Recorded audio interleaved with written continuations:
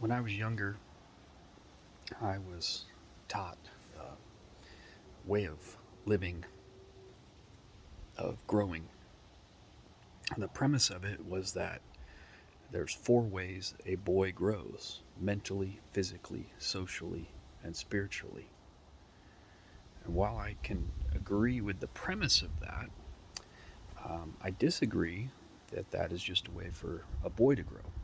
I think it's a great way for people to grow.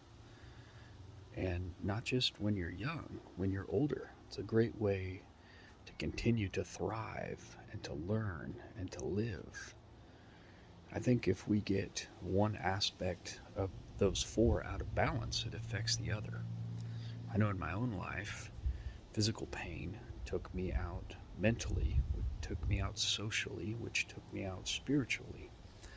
And I think that that's something that we have to work on when we go through something. Maybe your battle is something social, maybe it's something spiritual or something mental versus the physical aspect.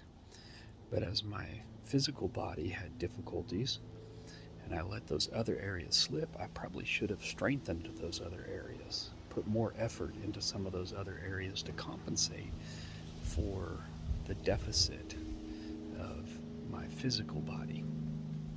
And I've been able to put some effort back into physical things through surgeries and treatments and therapies and physical therapy and things like that to be able to increase my walking, increase my activities, resistance band stretches and strength training through resistance bands while seated, things like that, that doesn't put an extra strain on my back. Um, and so I would just like to encourage you to consider those four ways. Ask yourself, how are you doing mentally, physically, socially, and spiritually? And is that four square block out of balance?